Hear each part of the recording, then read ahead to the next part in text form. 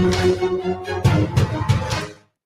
ਸ਼੍ਰੀ ਅਕਾਲ। ਤੁਸੀਂ ਜੁੜੇ ਹੋਏ ਹੋ ਪੰਜਾਬੀ ਰੇਡੀਓ ਯੂਐਸਏ ਦੇ ਨਾਲ ਤੇ ਮੈਂ ਹਾਂ ਪ੍ਰਵੀਨ ਸ਼ਰਮਾ ਲੈ ਕੇ ਹਾਜ਼ਰ ਹਾਂ ਪ੍ਰੋਗਰਾਮ ਖਬਰ ਤੇ ਨਜ਼ਰ। ਪੰਜਾਬੀ ਰੇਡੀਓ ਯੂਐਸਏ ਨੂੰ ਇਸ ਵੇਲੇ ਤੁਸੀਂ AM FM ਸਟੇਸ਼ਨਸ ਦੇ ਨਾਲ ਰੇਡੀਓ ਸੈੱਟ ਤੇ ਨੈਟ ਤੇ ਮੋਬਾਈਲ ਐਪ ਦੇ ਨਾਲ ਸੋਸ਼ਲ ਮੀਡੀਆ ਪਲੇਟਫਾਰਮਸ ਤੇ ਵੀ ਸੁਣ ਰਹੇ ਹੋ, ਦੇਖ ਰਹੇ ਹੋ। ਸਾਰੇ ਹੀ ਦਰਸ਼ਕਾਂ ਦਾ ਸਵਾਗਤ ਹੈ ਪ੍ਰੋਗਰਾਮ ਦੇ ਵਿੱਚ। ਅੱਗੇ ਵਧਣ ਤੋਂ ਪਹਿਲਾਂ ਦਿਨ ਦੱਸਦੇ ਚੱਲੀਏ। ਅੱਜ ਦਿਨ ਸ਼ੁੱਕਰਵਾਰ ਹੈ ਤੇ ਦਸੰਬਰ ਦੀ 2 ਤਰੀਕ ਹੈ, 2022 ਹੈ। ਤੇ ਖਬਰਾਂ ਤੇ ਚਰਚਾ ਕਰਨ ਦੇ ਲਈ ਮੇਰੇ ਨਾਲ ਜੁੜ ਚੁੱਕੇ ਨੇ ਪੰਜਾਬ ਤੋਂ ਪੱਤਰਕਾਰ ਮਿੰਟੂ ਗੁਰਸਰੀਆ ਜੀ। ਉਹਨਾਂ ਦਾ ਸਵਾਗਤ ਕਰਦੇ ਹਾਂ ਪਹਿਲਾਂ ਤੇ ਫਿਰ ਕਰਦੇ ਹਾਂ ਖਬਰਾਂ ਤੇ ਚਰਚਾ। ਮਿੰਟੂ ਸਤਿ ਸ਼੍ਰੀ ਅਕਾਲ ਜੀ, ਸਵਾਗਤ ਹੈ ਜੀ ਪੰਜਾਬੀ ਰੇਡੀਓ ਯੂਐਸਏ ਜੀ ਸ਼ੁਕਰੀਆ ਸਾਰਿਆਂ ਨੂੰ, ਸਤਿ ਸ੍ਰੀ ਅਕਾਲ ਜੀ। ਜੀ ਅੱਗੇ ਵਧਣ ਤੋਂ ਪਹਿਲਾਂ ਇੱਕ ਨਜ਼ਰ ਸਪਾਂਸਰ ਦੇ ਉੱਤੇ ਤੇ ਉਹਨਾਂ ਦਾ ਧੰਨਵਾਦ ਜਿਹੜੇ ਜ਼ਰੀਆ ਬਣਦੇ ਨੇ ਇਹਨਾਂ ਪ੍ਰੋਗਰਾਮਾਂ ਨੂੰ ਤੁਹਾਡੇ ਤੱਕ ਪਹੁੰਚਾਉਣ ਦੇ ਲਈ। ਖਾਲਸਾ ਇੰਸ਼ੋਰੈਂਸ ਏਜੰਸੀ ਵਾਲੇ ਪਿਛਲੇ ਕਈ ਦਹਾਕਿਆਂ ਤੋਂ ਇੰਸ਼ੋਰੈਂਸ ਦੇ ਵਿੱਚ ਸ਼ਾਨਦਾਰ ਸੇਵਾਵਾਂ ਦੇਣ ਦੇ ਲਈ ਜਾਣੇ ਜਾਂਦੇ ਨੇ। ਕਿਸੇ ਵੀ ਤਰ੍ਹਾਂ ਦੀ ਇੰਸ਼ੋਰੈਂਸ ਦੇ ਲਈ ਤੁਸੀਂ ਇਹਨਾਂ ਦੇ ਨਾਲ 408 272 2500 ਤੇ ਗੱਲ ਕਰ ਸਕਦੇ ਹੋ। ਟਰਕੀਆਨਾ ਇਮੀਗ੍ਰੇਸ਼ਨ ਲਾ ਫਰਮ ਵਾਲੇ, ਜੇ ਟਰਕੀਆਨਾ ਇਮੀਗ੍ਰੇਸ਼ਨ ਬਾਬਤ ਤੁਹਾਡਾ ਕੋਈ ਸਵਾਲ ਹੈ, ਕੋਈ ਸਲਾਹ ਕਰਨੀ ਹੈ ਤਾਂ ਅਟਾਰਨੀ ਟਰਕੀਆਨਾ ਦੇ ਨਾਲ ਤੁਸੀਂ 415 909 0503 ਤੇ ਗੱਲ ਕਰ ਸਕਦੇ ਹੋ। GK Dhanota Yuba City, Baljinder Singh Nijjar Woodland, Paramjit Kaur Rangi Vacaville, Harnek Singh Pabla Indian ਕੰਜ਼ੀਰੈਂਟਨ, ਸਰਬਜੀਤ ਸਿੰਘ ਸ਼ੁਕਰ ਟਰਲਕ, GN ਲਿਊ ਵਾਲੇ ਟਰੱਕ ਵਾਸ਼ ਕਰਦੇ ਨੇ, ਆਇਲ ਚੇਂਜ ਵੀ ਕਰਦੇ ਨੇ। ਏਅਰ ਬ੍ਰੇਕਾਂ ਦਾ ਕੰਮ ਤਸੱਲੀ ਬਖਸ਼ ਕਰਵਾ ਸਕਦੇ ਹੋ। ਨਵੇਂ ਪੁਰਾਣੇ ਟਾਇਰ ਵੀ ਇਹਨਾਂ ਤੋਂ ਮਿਲਦੇ ਨੇ। ਸੈਂਤਾ ਨੀਲਾ ਦੀ ਲੋਕੇਸ਼ਨ ਹੈ। ਨਿੰਮਾ ਸੋਤਾ ਦੇ ਨਾਲ ਗੱਲ ਕੀਤੀ ਜਾ ਸਕਦੀ ਹੈ 209 277 0113 ਤੇ ਜੱਸੀ ਗਿੱਲ ਬੇਕਰਸਫੀਲਡ ਤੋਂ। ਅੱਜ ਸ਼ੁੱਕਰਵਾਰ ਆ ਤੇ ਅੱਜ ਦੇ ਪ੍ਰੋਗਰਾਮ ਦੇ ਵਿੱਚ ਮਿੰਟੂ ਜੀ ਤੁਹਾਡੇ ਸਵਾਲਾਂ ਦੇ ਜਵਾਬ ਦਿੰਦੇ ਨੇ। ਇੱਕ ਬ੍ਰੇਕ ਦੇ ਲਈ ਜਦੋਂ ਰੁਕਾਂਗੇ ਤੇ ਉਸ ਤੋਂ ਬਾਅਦ ਤੁਸੀਂ ਆਪਣਾ ਸਵਾਲ ਕਰ ਸਕੋਗੇ। ਸਟੂਡੀਓ ਦਾ ਨੰਬਰ ਹੈ 408 272 5200। ਮਿੰਟੂ ਜੀ ਖਬਰਾਂ ਦੇ ਵੱਲ ਵਧੀਏ ਤੇ ਸ਼ੁਰੂਆਤ ਕਰੀਏ ਗੋਲਡੀ ਬਰਾੜ ਦੀ ਹਿਰਾਸਤ ਤੋਂ। ਪੁਸ਼ਟੀ ਹੋ ਗਈ ਹੈ ਗੋਲਡੀ ਬਰਾੜ ਅਮਰੀਕਾ ਦੇ ਵਿੱਚ ਹਿਰਾਸਤ ਦੇ ਵਿੱਚ ਲਿਆ ਗਿਆ। ਬਿਲਕੁਲ। ਤੁਸੀਂ ਪਹਿਲਾਂ ਦੱਸ ਦਿਓ ਜੇ ਕੋਈ ਤੁਹਾਡੇ ਕੋਲ ਪੁਸ਼ਟੀ ਹੈ, ਕਿਉਂਕਿ ਤੁਸੀਂ ਇੱਥੇ US ਦੇ ਵਿੱਚ ਹੋ। ਕਿਉਂਕਿ ਸਾਡੇ ਤਾਂ ਚੀਫ ਮਿਨਿਸਟਰ ਨੇ ਪੁਸ਼ਟੀ ਕੀਤੀ ਹੈ ਤੇ ਜਿਹਨੂੰ ਅਸੀਂ ਆਫੀਸ਼ੀਅਲ ਪੁਸ਼ਟੀ ਕਹਾਂਗੇ ਕਿ ਅਮਰੀਕਾ ਦਾ ਮੀਡੀਆ ਵੀ ਹੁਣ ਜਿਹੜਾ ਪੰਜਾਬੀ ਮੀਡੀਆ ਕਿ ਉਹ ਭਗਵੰਤ ਮਾਨ ਦੀ ਹੀ ਪੁਸ਼ਟੀ ਨੂੰ ਮੰਨੇਗਾ ਜਾਂ ਇੱਧਰੋਂ ਵੀ ਕੋਈ ਪੁਸ਼ਟੀ ਜਿਹੜੀ ਆ ਉਹ ਹੁੰਦੀ ਹੈ, ਉਹ ਦੇਖਣਾ ਹੋਏਗਾ। ਜੀ ਜੀ ਜੀ, ਕਿਉਂਕਿ ਇਹ ਬੇਸਿਕਲੀ ਖਬਰ ਹੀ ਇੰਡੀਅਨ ਮੀਡੀਆ ਨੇ ਸਵੇਰੇ ਸ਼ਾਇਆ ਕੀਤੀ, ਨਸ਼ਰ ਬਿਲਕੁਲ ਕੀਤੀ ਸਹੀ। ਤੇ ਉਸ ਤੋਂ ਬਾਅਦ ਹਾਂਜੀ। ਸਾਰਾ ਕੁਝ ਜਿਹੜਾ ਤਰਥੱਲੀ ਮਚ ਜਾਂਦੀ ਹੈ। ਹੂੰ। ਕੈਨੇਡਾ ਦੇ ਜਾਂ US ਦੇ ਸਾਰੇ ਪੱਤਰਕਾਰ ਜਿਹੜੇ ਆ, ਪੰਜਾਬੀ ਪੱਤਰਕਾਰ, ਉਹ ਇਸ ਕੰਮ 'ਚ ਜੁਟ ਜਾਂਦੇ ਆ ਕਿ ਕੀ ਵਾਕਿਆ ਇਸ ਤਰ੍ਹਾਂ ਹੈ। ਤਾਂ 3-4 ਘੰਟੇ ਗਰੁੱਪਾਂ ਦੇ ਵਿੱਚ ਮੱਥਾ ਵੱਜਦਾ, ਇੱਧਰ ਉੱਧਰ ਮੇਲ, ਵੈਬਸਾਈਟਾਂ, ਸਭ ਕੁਝ ਚੈੱਕ ਕੀਤਾ ਜਾਂਦਾ, ਪਰ ਨਤੀਜਾ ਸਿਫਰ ਰਹਿੰਦਾ ਹੈ। ਅਖੀਰ ਭਗਵੰਤ ਮਾਨ ਇੱਕ PC ਕਰਦੇ ਆ ਤਾਂ ਉਹ ਕਹਿੰਦੇ ਕਿ ਕੈਲੀਫੋਰਨੀਆ ਪੁਲਿਸ ਨੇ ਸਾਨੂੰ ਸੂਚਿਤ ਕੀਤਾ ਹੈ ਕਿ ਇਹ ਉੱਥੇ ਆ, ਤਾਂ ਇਹਨੂੰ ਅਸੀਂ ਹੁਣ ਜਲਦ ਲੈ ਕੇ ਆਵਾਂਗੇ ਵਗੈਰਾ ਵਗੈਰਾ। ਉਹ ਸਾਰੀਆਂ ਗੱਲਾਂ ਇਹਨਾਂ ਨੇ ਕਰ ਦਿੱਤੀਆਂ ਕਿ ਅਸੀਂ ਗੈਂਗਸਟਰ ਕਲਚਰ ਨੂੰ ਜਲਦ ਖਤਮ ਕਰਨ ਜਾ ਰਹੇ ਹਾਂ। ਤੇ ਇਹ ਜਿਹੜੀਆਂ ਤਮਾਮ ਗੱਲਾਂ ਉਹਨਾਂ ਨੇ ਕੀਤੀਆਂ ਨੇ, ਸਮੁੱਚੀਆਂ ਜਿੰਨੀਆਂ ਵੀ ਉਹਨਾਂ ਦੀਆਂ ਮਤਲਬ ਕਿ ਉੱਥੇ ਜੋ ਵੀ ਗੱਲਾਂ ਬਾਤਾਂ ਹੋਈਆਂ, ਉਹਦਾ ਤੱਤਸਾਰ ਤੇ ਇਹੋ ਹੈ ਕਿ ਉਹਨਾਂ ਨੂੰ ਸੂਚਨਾ ਮਿਲ ਗਈ ਆ ਕਿ ਕੈਲੀਫੋਰਨੀਆ ਪੁਲਿਸ ਨੇ ਜੇ ਸੂਚਨਾ ਦੇਣੀ ਹੋਵੇ ਤਾਂ ਉਹ ਇੱਕ CM ਨੂੰ ਦੇਣਗੇ ਜਾਂ ਏਜੰਸੀਆਂ ਨੂੰ ਦੇਣਗੇ। ਇਹ ਸੋਚਣ ਵਾਲੀ ਗੱਲ ਆ ਕਿ ਏਦਾਂ ਤਾਂ ਨਹੀਂ ਕਿ ਸਾਡੀਆਂ ਇੱਥੇ ਕੁਝ ਖੁਫੀਆ ਏਜੰਸੀਆਂ ਜਾਂ ਸਾਡੀ ਜਿਹੜੀ ਐਂਟੀ ਗੈਂਗਸਟਰ ਟਾਸਕ ਫੋਰਸ ਹੈ ਕਿ ਇਹ ਤਾਂ ਅਮਰੀਕਾ 'ਚ ਨਹੀਂ ਬੈਠੀ। ਇਹਦੇ ਤੋਂ ਇੱਕ ਸਵਾਲ ਨਿਕਲਦਾ ਹੈ ਕਿਉਂਕਿ ਗੋਲਡੀ ਬਰਾੜ ਨੂੰ ਫੋਲੋ ਤਾਂ ਕੀਤਾ ਜਾ ਰਿਹਾ ਸੀਗਾ ਨਾ। ਇਹਦੇ ਵਿੱਚ ਤਾਂ ਕੋਈ ਸ਼ੱਕ ਨਹੀਂ, ਕੋਈ ਦੋ ਰਾਏ ਨਹੀਂ ਹੈ ਕਿ ਟੀਮਾਂ ਕੁਛ ਲੱਗੀਆਂ ਹੋਈਆਂ ਸਨ ਕੈਨੇਡਾ ਤੇ ਅਮਰੀਕਾ ਦੇ ਵਿੱਚ। ਤਾਂ ਜਾਨੀ ਕਿਉਂਕਿ ਜੇ ਮੰਨ ਲਓ ਏਦਾਂ ਕੋਈ ਵੀ ਹੈ, ਤੁਸੀਂ ਫਰਜ਼ ਕਰੋ ਕਿ ਕੋਈ ਇੱਥੇ ਆ ਕੇ ਹੁਣ ਤੁਹਾਨੂੰ ਕੁਛ ਮਹੀਨੇ ਹੋ ਗਏ, ਉਹਨੇ ਸਮਝ ਗਏ ਹੋਣਗੇ US ਦਾ ਕਿਸ ਤਰ੍ਹਾਂ ਦਾ ਸਿਸਟਮ ਆ। ਇੱਥੇ ਕੁਛ ਵੀ ਬਕਾਇਦਾ ਮੰਨ ਲਓ ਕੰਟਰੀ ਟੂ ਕੰਟਰੀ ਕੋਈ ਵੀ ਸੂਚਨਾ ਕਨਵੇ ਹੁੰਦੀ ਹੈ ਤਾਂ ਉਹਦਾ ਇੱਕ ਪ੍ਰੋਸੀਜਰ ਹੁੰਦਾ, ਇੱਕ ਪ੍ਰੋਟੋਕਾਲ ਹੁੰਦਾ ਹੈ। ਜੀ ਬਿਲਕੁਲ। ਤਾਂ ਕਦੇ ਵੀ ਰਾਜ ਦੇ CM ਨੂੰ ਡਾਇਰੈਕਟਲੀ ਸੂਚਨਾ ਨਹੀਂ ਜਾਂਦੀ ਹੁੰਦੀ।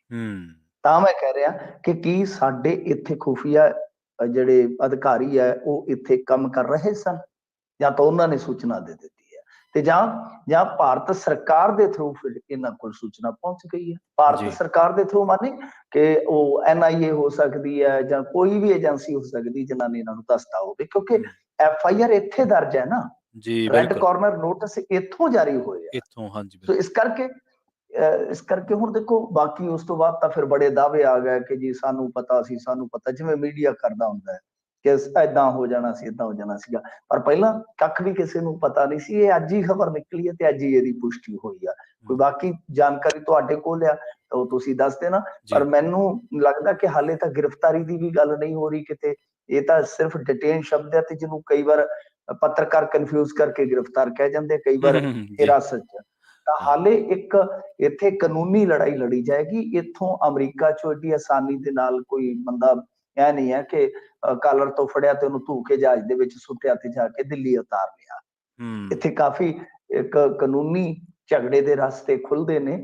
ਤੇ ਬਾਕੀ ਇਸ ਬਾਰੇ ਆ ਜਿਹੜੀ ਹੁਣ ਗੱਲ ਕਹਿੰਦੇ ਨੇ ਪੋਲੀਟੀਕਲੀ ਸਾਇਲਮ ਦੀ ਗੱਲ ਕੀਤੀ ਜਾਂਦੀ ਹੈ, ਤਾਂ ਇਹਦਾ ਖੁਲਾਸਾ ਅੱਜ ਤੋਂ 7-8 ਦਿਨ ਪਹਿਲਾਂ ਇੱਕ ਛੋਟੇ ਜਿਹੇ ਕਹਿ ਲਓ ਸ਼ਹਿਰ ਦੇ ਪੱਤਰਕਾਰ ਨੇ ਕਰ ਦਿੱਤਾ ਸੀ। ਜੀ, ਬਿਲਕੁਲ। ਇੱਕ ਦਿਨ ਆਪਾਂ ਚਰਚਾ ਕਰ ਰਹੇ ਸੀ ਮਿੰਟੂ ਜੀ ਖਬਰਾਂ ਦੇ ਗੈਂਗਸਟਰਾਂ ਦੇ ਜੀ ਬਾਰੇ, ਤਾਂ ਉਸ ਦਿਨ ਤੁਸੀਂ ਵੀ ਇਸ ਗੱਲ ਵੱਲ ਇਸ਼ਾਰਾ ਕੀਤਾ ਸੀਗਾ ਕਿ ਬੇਸ਼ੱਕ ਪੁਸ਼ਟ ਹੈ, ਪਰ ਜੀ ਅੱਜ ਤੋਂ 7-8 ਦਿਨ ਪਹਿਲਾਂ ਦੀ ਸ਼ਾਇਦ ਉਹ ਗੱਲ ਆ ਜੀ ਕਿ ਪੋਲੀਟੀਕਲ ਜ਼ਾਇਲਮ ਗੋਲਡੀ ਬਰਾੜ ਦਾ ਤੁਸੀਂ ਵਿੱਚ ਜ਼ਿਕਰ ਕੀਤਾ ਸੀ। ਇਨ ਸ਼ਾਰਟ ਦੇ ਵਿੱਚ ਕੀਤਾ ਸੀ, ਦੇਖੋ ਉਹ ਉਦੋਂ ਉਹ ਪੁਸ਼ਟ ਨਹੀਂ ਸੀ ਜੀ ਜੀ ਕਰਨਾ ਜੀ ਦੇਖੋ, ਹਾਂ ਮੈਂ ਤੁਹਾਨੂੰ ਦੱਸਿਆ ਸੀਗਾ ਹੂੰ, ਇੱਕ ਚੀਜ਼ ਦਾ ਹੂੰ, ਕਿ ਕੇਂਦਰ ਸਰਕਾਰ ਦੀਆਂ ਹਦਾਇਤਾਂ ਤੇ ਇਹਨਾਂ ਨੇ ਕਾਫੀ ਵੱਡਾ ਇੱਕ ਤਰ੍ਹਾਂ ਨਾਲ ਕਹਿ ਲਓ ਕਿ ਜੀ, ਆਪਣਾ ਜਿਵੇਂ ਏਜੰਸੀਆਂ ਦਾ ਨਾ ਹਾਂਜੀ, ਉਹ ਸਾਰਾ ਕਰ ਲਿਆ, ਤਾਣਾ ਬਾਣਾ ਇਹਨਾਂ ਨੇ ਬਣਾ ਲਿਆ। ਜੀ, ਤਾਂ ਤੁਸੀਂ ਦੇਖੋ ਨਾ, ਕੁਲਵਿੰਦਰ ਸਿੰਘ ਖਾਨਪੁਰੀ ਗ੍ਰਿਫਤਾਰ, ਹੂੰ, ਅੱਜ ਹਰਪ੍ਰੀਤ ਸਿੰਘ ਹੈਪੀ ਗ੍ਰਿਫਤਾਰ। ਹਾਂਜੀ, ਉਹ ਗ੍ਰਿਫਤਾਰ ਮਤਲਬ ਕਿ ਅਖੇ ਜੀ 에ਅਰਪੋਰਟ ਤੋਂ ਉਤਰ ਗਏ। ਤੁਸੀਂ ਸੋਚ ਸਕਦੇ ਹੋ ਜਿਹੜੇ ਬੰਦੇ ਇੱਥੇ ਵਾਂਟਡ ਨੇ ਉਹ ਹੂੰ, 에ਅਰਪੋਰਟ ਤੋਂ ਉਤਰ ਗਏ। ਜੀ, ਇਹ ਬਹੁਤ ਵੱਡੀ ਗੇਮ ਚੱਲ ਰਹੀ ਹੈ ਪ੍ਰਵੀਨ ਜੀ, ਜੀ, ਬਹੁਤ ਵੱਡੀ ਗੇਮ ਹੈ। ਜੀ, ਇਹ ਕੋਈ ਛੋਟੀ ਗੇਮ ਨਹੀਂ ਹੈ ਜਿਸ ਤਰ੍ਹਾਂ ਦੀ ਗੇਮ ਲੱਗ ਰਹੀ ਹੈ। ਹੁਣ ਹੂੰ, ਦੇਖੋ ਅੱਗੇ ਅੱਗੇ ਇਹਦੇ ਵਿੱਚ ਕਿਹੜੇ ਕਿਹੜੇ ਮੋਹਰੇ ਡਿੱਗਦੇ ਨੇ, ਇਹਦੇ ਚ ਕਿਹੜੇ ਕਿਹੜੇ ਮੋਹਰੇ ਨਵੇਂ ਉੱਠਦੇ ਨੇ। ਤਾਂ ਹੂੰ, ਵੱਡੀ ਕਾਰਵਾਈ ਜਿਹੜੀ ਆ ਉਹ ਚੱਲ ਰਹੀ ਆ, ਇਹ ਸਮਝਣ ਦੀ ਜ਼ਰੂਰਤ ਹੈ। ਬਾਕੀ ਉਹ ਮੈਂ ਜਿਵੇਂ ਕਹਿ ਰਿਹਾ ਕਿ ਹਵਾਲਗੀ ਦੀ ਇੱਕ ਅਲੱਗ ਤੋਂ ਪ੍ਰਕਿਰਿਆ ਹੁੰਦੀ ਹੈ। ਉਹ ਪ੍ਰਕਿਰਿਆ ਇਹ ਨਹੀਂ ਹੈ ਕਿ ਭਗਵੰਤ ਮਾਨ ਹੋਰੀ ਜਿੱਦਾਂ ਕਹਿ ਰਹੇ ਕਿ ਅਸੀਂ ਗੈਂਗਸਟਰ ਕਲਚਰ ਖਤਮ ਕਰ ਦਿਆਂਗੇ, ਉਹਨਾਂ ਨੂੰ ਜਲਦੀ ਲਿਆਵਾਂਗੇ। ਇਹਦੇ ਚ ਪੰਜਾਬ ਸਰਕਾਰ ਦਾ ਕੋਈ ਰੋਲ ਨਹੀਂ ਹੋਏਗਾ। ਇਹ ਤਾਂ ਹੁਣ ਜਿੱਦਾਂ ਕਹਿ ਲਓ ਕਿ ਦੋ ਸਰਕਾਰਾਂ ਦਾ ਮਸਲਾ ਹੁੰਦਾ ਤੇ ਉਹਦੇ ਚ ਵੀ ਕਾਨੂੰਨੀ ਅੜਚਣਾ ਜਾਂ ਕਾਨੂੰਨੀ ਬਦਲ ਜਿਹੜੇ ਹੁੰਦੇ ਉਹ ਮਾਇਨੇ ਰੱਖਦੇ ਨੇ। ਜੀ, ਬਿਲਕੁਲ। ਸੋ ਆਪਾਂ ਅਗਲੀ ਖਬਰ ਦੇ ਵੱਲ ਵਧਦੇ ਹਾਂ ਮਿੰਟੂ ਜੀ, ਤੇ ਗੱਲ ਕਰਦੇ ਹਾਂ ਸ਼ਰਨਜੀਤ ਢਿੱਲੋਂ ਦੀ, ਸਾਬਕਾ ਮੰਤਰੀ ਦੀ। ਸੰਜਾਈ ਘੁਟਾਲੇ ਦੇ ਵਿੱਚ ਪੇਸ਼ ਹੋਇਆ ਸ਼ਰਨਜੀਤ ਜੀ ਢਿੱਲੋਂ। ਹਾਂਜੀ, ਉਹ ਸਿਰਫ ਪੇਸ਼ ਹੀ ਹੋਏ ਨੇ ਪ੍ਰਵੀਨ ਜੀ, ਜੀ, ਏਦੋਂ ਵੱਡੀ ਤੇ ਕੋਈ ਖਬਰ ਨਹੀਂ ਹੈਗੀ। ਕਿਉਂਕਿ ਜਦੋਂ ਇਸ ਤਰ੍ਹਾਂ ਬੰਦਾ ਕੋਈ ਪੇਸ਼ ਹੁੰਦਾ ਹੈ ਨਾ, ਹਾਂਜੀ, ਤੁਸੀਂ ਦੇਖਿਆ ਹੋਣਾ ਅਮੂਮਨ ਉਹ ਕੋਈ ਪੱਤਰਕਾਰ ਦੇ ਨਾਲ ਕੋਈ ਗੱਲਬਾਤ ਨਹੀਂ ਕਰਦਾ, ਹੂੰ, ਕੋਈ ਪੀਸੀ ਨਹੀਂ ਕਰਦਾ ਆਫੀਸ਼ੀਅਲੀ। ਉਹ ਸਿਰਫ ਇਹ ਹੁੰਦਾ ਹੈ ਕਿ ਆਇਆ ਬੰਦਾ, ਤਾਂ ਅੰਦਰ ਕੀ ਹੋਇਆ ਨਾ ਕੋਈ ਅਧਿਕਾਰੀ ਦੱਸਦਾ ਹੈ, ਨਾ ਬਾਹਰ ਆ ਕੇ ਉਹ ਪੁੱਛਗਿੱਛ ਦੇ ਵਿੱਚ ਸ਼ਾਮਲ ਹੋਇਆ ਸ਼ਖਸ ਦੱਸਦਾ ਹੈ। ਪਿਛਲੀ ਪੇਸ਼ੀ ਤੇ ਇਹਨਾਂ ਨੇ ਆਪਣੀ ਸਿਹਤ ਨਾਸਾਜ਼ ਹੋਣ ਦਾ ਹਵਾਲਾ ਦਿੱਤਾ ਸੀਗਾ, ਇਸ ਮਰਤਬਾ ਇਹਨਾਂ ਨੂੰ ਆਉਣਾ ਪਿਆ ਵਾ। ਤਾਂ ਇਹਨਾਂ ਨੇ ਕੀ ਜਵਾਬ ਦਿੱਤੇ ਨੇ, ਕੀ ਸਵਾਲ ਹੋਏ ਨੇ। ਤਾਂ ਉਹ ਜਿਹੜਾ ਸੰਜਾਈ ਘੁਟਾਲਾ, ਵੈਸੇ ਉਹਨੂੰ ਰਿਪੀਟ ਕਰਨ ਦੀ ਜ਼ਰੂਰਤ ਨਹੀਂ, ਉਹਦਾ ਪਿਛੋਕੜ ਦੱਸਣ ਦੀ ਲੋੜ ਨਹੀਂ ਹੈਗੀ ਕਿਉਂਕਿ ਅੱਜ ਸਮਾਂ ਸੀਮਤ ਆ। ਇਹ ਤੇ ਬੱਚੇ ਬੱਚੇ ਨੂੰ, ਪੰਜਾਬ ਦੇ ਬੱਚੇ ਬੱਚੇ ਨੂੰ ਪਤਾ ਵਾ। ਤਾਂ ਹੁਣ ਇਹ ਦੇਖਣਾ ਹੋਵੇਗਾ ਕਿ ਸ਼ਰਨਜੀਤ ਸਿੰਘ ਢਿੱਲੋਂ ਤੋਂ ਬਾਅਦ ਕਿਹਦੀ ਵਾਰੀ ਆਉਂਦੀ ਆ, ਕਿਉਂਕਿ KBS ਸਿੱਧੂ ਜਿਹੜੇ ਅਧਿਕਾਰੀ ਸੀਗੇ ਸਾਬਕਾ ਆਈਐਸ ਨੇ, ਉਹਨਾਂ ਦੇ ਮਾਮਲੇ ਤੇ ਥੋੜੀ ਰੋਕ ਹੈ। ਤਾਂ ਦੂਜੇ ਪਾਸੇ ਜੇ ਤੁਸੀਂ ਦੇਖੋਗੇ ਕਾਹਨ ਸਿੰਘ ਪੰਨੂ ਸ਼ਾਮਲ ਹੋ ਗਏ ਨੇ ਇਨਵੈਸਟੀਗੇਸ਼ਨ ਦੇ ਵਿੱਚ, ਤਾਂ ਇੱਕ ਅੱਧਾ ਅਫਸਰ ਹੋਰ ਰਹਿੰਦਾ ਹੈ। ਇਸ ਤੋਂ ਇਲਾਵਾ ਜੇ ਤੁਸੀਂ ਦੇਖੋਗੇ ਤਾਂ ਇੱਕ ਦੋ ਪੋਲੀਟੀਸ਼ੀਅਨ ਹੋਰ ਰਹਿੰਦੇ ਆ। ਤਾਂ ਉਸ ਤੋਂ ਬਾਅਦ ਉਮੀਦ ਕੀਤੀ ਜਾ ਸਕਦੀ ਹੈ ਕਿ ਕੋਈ ਸੰਜਾਈ ਘੁਟਾਲੇ ਵਾਲੀ ਵੀ ਇਨਵੈਸਟੀਗੇਸ਼ਨ ਜਿਹੜੀ ਚੱਲ ਰਹੀ ਆ ਸ਼ਾਇਦ ਤਣ ਪੱਤਣ ਲੱਗ ਸਕੇ, ਕਿਉਂਕਿ ਇਹਦੇ ਚ ਅਲੱਗ-ਅਲੱਗ ਤਰਕ ਨੇ। 1200 ਕਰੋੜ ਜਾਂ 1000 ਕਰੋੜ ਦੇ ਘੁਟਾਲੇ ਦਾ ਦਾਅਵਾ ਇੱਕ ਪਾਸੇ ਆ, ਜਦ ਕਿ ਦੂਸਰੇ ਪਾਸੇ ਜਿਹੜੇ ਇਹ ਰਾਜਨੀਤਿਕ ਲੋਕ ਨੇ ਉਹ ਕਹਿੰਦੇ ਆ ਕਿ ਬਿਲਕੁਲ ਸਾਡੇ ਨਾਲ ਧੱਕਾ ਹੋ ਰਿਹਾ ਵਾ। ਜੀ, ਇੱਥੋਂ ਤੱਕ ਕਿ ਜਿਹੜੇ ਅਫਸਰ ਸ਼ਾਮਲ ਕੀਤੇ ਗਏ ਉਹ ਵੀ ਕਹਿੰਦੇ ਆ ਕਿ ਸਾਡੇ ਨਾਲ ਤੇ ਯਾਰ ਅਫਸਰ ਮਾਰ ਹੋ ਗਈ ਆ। ਮਤਲਬ ਕਿ ਅਫਸਰਾਂ ਨੇ ਜਿਵੇਂ ਯਾਰ ਮਾਰ ਯਾਰ ਕਰਦੇ ਹੁੰਦੇ ਆ, ਉਵੇਂ ਕਹਿੰਦੇ ਕਿ ਅਫਸਰ ਵੀ ਅਫਸਰ ਮਾਰ ਕਰ ਜਾਂਦੇ ਆ। ਸਾਡੇ ਨਾਲ ਵੀ ਵਿਜੀਲੈਂਸ ਆਫਿਸ ਨੇ ਲਾਗ ਡਾਟੀ ਕੱਢ ਲਈ ਆ। ਜੀ। ਅਗਲੀ ਖਬਰ ਦੇ ਵੱਲ ਵਧੀਏ ਮਿੰਟੂ ਜੀ, ਤੇ ਗੱਲ ਕਰੀਏ ਗਿਆਨੀ ਹਰਪ੍ਰੀਤ ਸਿੰਘ ਜੀ ਦੀ। ਉਹਨਾਂ ਨੇ ਸਮੁੱਚਾ ਪ੍ਰਬੰਧਕੀ ਬੋਰਡ ਆ ਜਿਹੜਾ ਉਹ ਤਲਬ ਕੀਤਾ ਜੀ। ਹਾਂਜੀ, ਇਹ ਸਮੁੱਚਾ ਜਿਹੜਾ ਪ੍ਰਬੰਧਕੀ ਬੋਰਡ ਹੈ ਉਹ ਹੈਗਾ ਤਖਤ ਸ੍ਰੀ ਹਰਿਮੰਦਰ ਜੀ ਪਟਨਾ ਸਾਹਿਬ। ਜੀ, ਤਾਂ ਇਹ ਪ੍ਰਬੰਧਕੀ ਬੋਰਡ ਤੁਹਾਨੂੰ ਪਤਾ ਬੜਾ ਵਿਵਾਦਾਂ ਦੇ ਵਿੱਚ ਹੈ ਇਸ ਵੇਲੇ, ਹੂੰ, ਖਾਸ ਤੌਰ ਤੇ ਰਣਜੀਤ ਸਿੰਘ ਔਰੇ ਮਸਕੀਨ ਵਾਲਾ ਮਸਲਾ, ਡਾਕਟਰ ਸਮਰਾ ਦਾ ਚੜਾਵਾ, ਉਹਦਾ ਇੱਕ ਬਹੁਤ ਵੱਡਾ ਬਵਾਲ, ਉਹਦੇ ਤੇ ਜੀ, ਬਹੁਤ ਵੱਡੇ ਸਵਾਲ। ਉਸ ਤੋਂ ਬਾਅਦ ਫਿਰ ਉਹਨਾਂ ਨੇ ਜਿਸ ਤਰ੍ਹਾਂ ਮਤਲਬ ਕਿ ਛੇਕਿਆ, ਫਿਰ ਉਸ ਤੋਂ ਬਾਅਦ ਤਨਖਾਹੀਆ, ਫਿਰ ਉਸ ਤੋਂ ਬਾਅਦ ਇੱਕ ਤਰ੍ਹਾਂ ਨਾਲ ਕਹਿ ਲਓ ਕਿ ਬਹਾਲ ਦਾ ਯਤਨ, ਬਹੁਤ ਕੁਝ ਹੋਇਆ। ਔਰ ਇਨ ਦੀ ਐਂਡ ਕੀ ਹੋਇਆ, ਜੀ, ਜੋ ਉੱਥੇ ਹੋਇਆ ਉਹ ਅਣਕਿਆਸਿਆ ਹੂੰ, ਕਿ ਜਿਹੜੇ ਜਥੇਦਾਰ ਗਿਆਨੀ ਇਕਬਾਲ ਸਿੰਘ ਬੜੀ ਜਿੱਦਾਂ ਕਹਿ ਲਓ ਨਾ ਕਿ ਬੜੀ ਇੱਕ ਨਮੋਸ਼ੀਜਨਕ ਹਾਲਤ ਦੇ ਵਿੱਚ ਰੁਖਸਤ ਹੋਏ ਸਨ, ਜੀ ਉਹਨਾਂ ਦੀ ਵਾਪਸੀ ਹੋ ਗਈ। ਜੀ ਅੱਛਾ ਉਹ ਉੱਥੇ ਦੇ ਜਥੇਦਾਰ ਬਣ ਗਏ। ਹੂੰ ਤਾਂ ਜਿਨ੍ਹਾਂ ਦੀ ਤਾਂ ਤੁਹਾਨੂੰ ਪਤਾ ਹੈ ਸਿੱਖ ਜਗਤ ਦੇ ਵਿੱਚ ਤਾਂ ਆਲੋਚਨਾ ਹੀ ਬਹੁਤ ਹੋਈ ਸੀਗੀ ਨਾ, ਹੂੰ ਜਦੋਂ ਹੂੰ ਉਹਨਾਂ ਨੇ ਕੁਝ ਵਿਵਾਦਤ ਗੱਲਾਂ ਕਰ ਦਿੱਤੀਆਂ ਸਨ।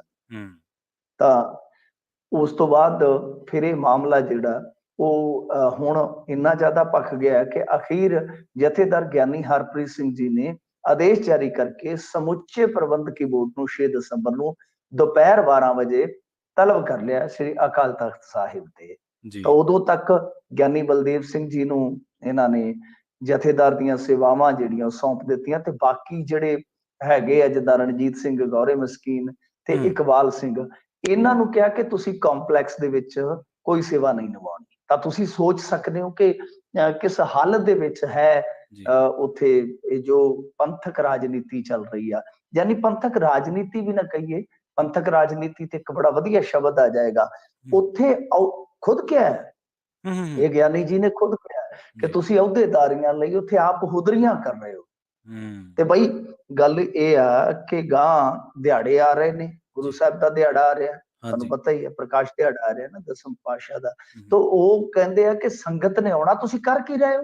ਔਰ ਬਿਲਕੁਲ ਦੇਖੋ ਇਸੇ ਤਰ੍ਹਾਂ ਦਾ ਬੋਰਡ ਹਜ਼ੂਰ ਸਾਹਿਬ ਵੀ ਆ, ਪਰ ਹੂੰ ਪ੍ਰਵੀਨ ਜੀ ਤੁਸੀਂ ਉੱਥੇ ਦੇਖਿਓ ਨਾ, ਕਦੇ ਇੰਨੇ ਜ਼ਿਆਦਾ ਵਾਦ ਵਿਵਾਦ ਨਹੀਂ ਨਹੀਂ ਹੁੰਦੇ। ਹੋਏ ਹਾਲਾਂਕਿ ਉੱਥੇ ਵੀ ਇਨਫਲੂਐਂਸ ਤਾਂ ਹੈ, ਹੂੰ ਰਾਜਨੀਤੀ ਉੱਥੇ ਵੀ ਆ। ਉੱਥੇ ਮਤਲਬ ਕਿ ਆਪਾਂ ਕਹਿ ਸਕਦੇ ਹਾਂ ਕਿ ਸੈਂਟਰ ਸਰਕਾਰ ਜਾਂ ਭਾਰਤੀ ਜਨਤਾ ਪਾਰਟੀ ਉਹਨਾਂ ਦਾ ਚੱਲਦਾ, ਪਰ ਉੱਥੇ ਵਿਵਾਦ ਨਹੀਂ ਤੁਹਾਨੂੰ ਏਦਾਂ ਦੇ ਮਿਲੂਗੇ।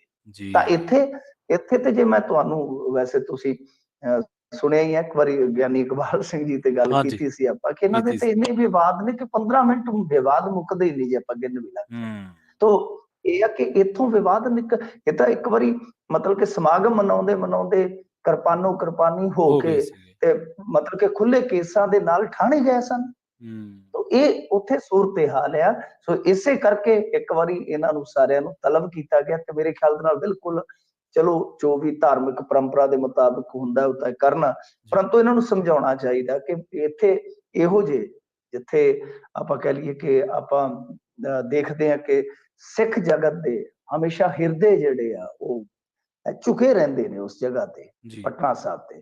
ਤਾਂ ਬਈ ਉੱਥੋਂ ਇਸ ਤਰ੍ਹਾਂ ਦੀਆਂ ਜੇ ਖਬਰਾਂ ਨਿਕਲਣ ਤਾਂ ਫਿਰ ਨਮੋਸ਼ੀ ਹੁੰਦੀ ਆ, ਵਾਕਿਆ ਅਫਸੋਸ ਵੀ ਹੁੰਦਾ। ਹੂੰ ਤਾਂ ਇਹਨਾਂ ਨੂੰ ਸੰਭਾਲਣਾ ਚਾਹੀਦਾ ਕਿ ਬਈ ਤੁਸੀਂ ਉਸ ਰੁਤਬੇ ਨੂੰ ਜੋ ਗੁਰੂ ਸਾਹਿਬ ਨੇ ਤੁਹਾਨੂੰ ਬਖਸ਼ਿਸ਼ ਕੀਤਾ ਹੈ ਹੂੰ ਕਿ ਤੁਸੀਂ ਗੁਰੂ ਘਰ ਦੇ ਤੁਸੀਂ ਅਹੁਦੇਦਾਰ ਹੋ, ਤਾਂ ਉਸ ਰੁਤਬੇ ਦੀ ਥੋੜੀ ਬਹੁਤੀ ਸ਼ਾਨ ਜਿਹੜੀ ਹੈ ਬਹਾਲੀ ਰੱਖੋ। ਹੂੰ ਜੀ ਜੀ ਅਗਲੀ ਖਬਰ ਦੇ ਵੱਲ ਵਧਣ ਤੋਂ ਪਹਿਲਾਂ ਇੱਕ ਵਾਰ ਫਿਰ ਤੁਹਾਨੂੰ ਸਾਰਿਆਂ ਨੂੰ ਚੇਤਾ ਕਰਾਉਂਦੇ ਚੱਲੀਏ, ਅੱਜ ਸ਼ੁੱਕਰਵਾਰ ਆ ਤੇ ਅੱਜ ਮਿੰਟੂ ਜੀ ਤੁਹਾਡੇ ਸਵਾਲ ਲੈਣਗੇ। ਸਟੂਡੀਓ ਦੇ ਵਿੱਚ ਤੁਸੀਂ ਕਾਲ ਕਰ ਸਕਦੇ ਹੋ, ਨੰਬਰ ਹੈ 408 272 5200। ਕਿਸੇ ਵੀ ਮਸਲੇ ਤੇ ਤੁਸੀਂ ਸਵਾਲ ਪੁੱਛਣਾ ਹੋਵੇ ਤਾਂ ਮਿੰਟੂ ਜੀ ਨੂੰ ਤੁਸੀਂ ਸਵਾਲ ਕਰ ਸਕਦੇ ਹੋ ਇਸ ਨੰਬਰ ਤੇ। ਅਗਲੀ ਖਬਰ ਦੇ ਵੱਲ ਵਧੀਏ ਮਿੰਟੂ ਜੀ, ਤੇ ਗੱਲ ਕਰੀਏ ਸਿੱਖਿਆ ਮਾਮਲੇ ਦੀ। ਸੁਖਪਾਲ ਖਹਿਰਾ ਨੇ ਜੀ ਸਰਕਾਰ ਘੇਰੀ ਹੈ ਜੀ। ਬਿਲਕੁਲ ਸੁਖਪਾਲ ਸਿੰਘ ਖਹਿਰਾ ਨੇ ਇੱਕ ਅੰਗਰੇਜ਼ੀ ਅਖਬਾਰ ਦੀ ਕਾਤਰ ਜਿਹੜੀ ਆ ਉਹ ਟਵੀਟ ਕਰਕੇ ਤੇ ਕੁਝ ਗੱਲਾਂ ਕਹੀਆਂ ਨੇ। ਹੂੰ ਉਹਨਾਂ ਨੇ ਭਗਵੰਤ ਮਾਨ ਹੋਰਾਂ ਉੱਪਰ ਹਮਲਾ ਬੋਲਿਆ। ਉਹ ਕਹਿੰਦੇ ਆ ਕਿ ਆ ਦੇਖ ਲਓ ਆਰਟੀਆਈ ਰਾਹੀਂ ਖਬਰ ਲੱਗੀ ਪਈ ਆ, ਹੁਣ ਤੁਹਾਨੂੰ 9 ਮਹੀਨੇ ਹੋ ਗਏ ਪੰਜਾਬ ਦੇ ਸਕੂਲਾਂ 'ਚ ਅਧਿਆਪਕਾਂ ਦਾ ਅਨੁਪਾਤ ਹੇਠਲੀ ਆਰਟੀਆਈ ਜਾਣਕਾਰੀ ਅਨੁਸਾਰ ਉਹੀਓ ਆ। ਬਦਲਾਓ ਕਿੱਥੇ ਆ? ਅਖੌਤੀ ਦਿੱਲੀ ਮਾਡਲ ਕਿੱਥੇ ਆ? ਮੁੱਖ ਮੰਤਰੀ ਭਗਵੰਤ ਮਾਨ ਸੂਬੇ 'ਚ ਅਧਿਆਪਕ ਤੇ ਡਾਕਟਰ ਮੁਹੱਈਆ ਕਰਵਾਉਣ ਦੀ ਬਜਾਏ ਸਾਡਾ ਪੈਸਾ ਪ੍ਰਚਾਰ ਤੇ ਵਹਾਉਣਾ ਬੰਦ ਕਰਨਾ। ਸ਼ਬਦ ਹਮੇਸ਼ਾ ਦੀ ਤਰ੍ਹਾਂ ਤੁਹਾਨੂੰ ਪਤਾ ਹੈ ਛੁਰੀਆਂ ਦੇ ਵਾਂਗੂ ਤਿੱਖੇ ਹੁੰਦੇ ਨੇ ਖਹਿਰਾ ਸਾਹਿਬ ਦੇ। ਤਾਂ ਇਸ ਅਖਬਾਰ ਦੀ ਕਾਤਰ ਤੇ ਜੇ ਤੁਸੀਂ ਜਾਓਗੇ ਤਾਂ ਇਹਦਾ ਮਤਲਬ ਬਹੁਤ ਜ਼ਿਆਦਾ, ਜਿਵੇਂ ਕਹਿ ਲਈਏ ਨਾ ਕਿ ਸਾਡੇ ਜੀ ਇੱਥੇ ਸੁਧਾਰ ਦੀ ਜ਼ਰੂਰਤ ਆ। ਹੂੰ ਸਾਡਾ ਜੇ ਤੁਸੀਂ ਦੇਖੋਗੇ ਪੰਜਾਬ ਦਾ ਜਿਹੜਾ ਮੋਸਟ ਲਿਟਰੇਟ ਡਿਸਟ੍ਰਿਕਟ ਹੈ ਜੀ ਉਹ ਹੈ ਹੁਸ਼ਿਆਰਪੁਰ। ਜੀ ਉੱਥੋਂ ਦੀ ਆਰਟੀਆਈ ਲੱਗੀ ਆ ਜਿੱਥੇ 23.5 ਯਾਨੀ 23.5% ਜਿਹੜੇ ਗਵਰਨਮੈਂਟ ਐਲੀਮੈਂਟਰੀ ਸਕੂਲ ਆ ਹਾਂਜੀ ਉਹ ਕਹਿੰਦੇ ਆ ਕਿ ਸਿੰਗਲ ਟੀਚਰ ਤੇ ਫੰਕਸ਼ਨਿੰਗ ਕਰ ਰਹੇ ਨੇ। ਜੀ ਮਤਲਬ ਆਪਾਂ ਹੁਣ ਖਬਰ ਦੇ ਮੁਤਾਬਕ ਮੈਂ ਵੀ ਥੋੜਾ ਜਿਹਾ ਅੰਗਰੇਜ਼ ਬਣ ਗਿਆ। ਹੂੰ ਹੂੰ ਜੇ ਹੂੰ ਆਪਾਂ ਵੇਖੀਏ ਬਈ 23.5% ਸਕੂਲ ਜਿਹੜਾ ਸਭ ਤੋਂ ਸਾਖਰ ਜ਼ਿਲ੍ਹਾ ਹੈ ਸਾਡਾ, ਜੀ ਉਹਦੇ ਵਿੱਚ ਇਕਲੌਤੇ ਟੀਚਰ ਦੇ ਨਾਲ ਚੱਲਣ ਡਏ ਨੇ। ਤੇ ਹੂੰ 7% ਗੱਲ ਕਹਿੰਦੇ ਆ ਕਿ ਜਿਹੜੇ ਸਕੂਲ ਨੇ ਹੂੰ, ਉਹ ਮਤਲਬ ਕਿ ਰੋਜ਼ਮਰਰਾ ਦੀਆਂ ਕਾਰਵਾਈਆਂ ਜਿਹੜੀਆਂ ਨੇ ਜੀ ਉਹ ਬਸ ਇੱਕ ਟੀਚਰ ਦੇ ਸਹਾਰੇ ਹੀ ਤੋਰਦੇ ਆ ਬਿਲਕੁਲ। ਹੂੰ ਮਤਲਬ ਕਿ ਇਕੱਲੀਆਂ ਕਾਰਵਾਈਆਂ ਨਹੀਂ ਸਿਰਫ ਇੱਕ ਬੰਦਾ ਹੀ ਤੋਰਦਾ। ਹੂੰ ਤਾਂ ਇਸ ਤਰ੍ਹਾਂ ਮਤਲਬ ਕਿ ਉਹ ਸਾਰਾ ਕੁਛ ਹੈ ਜਿਹੜਾ ਉਹ ਦੱਸਿਆ ਗਿਆ ਵਾ। ਜੀ ਹੁਣ ਇਹਦੇ ਵਿੱਚ ਕੀ ਕਹੀਏ, ਦੇਖੋ ਗੱਲਾਂ ਇਹ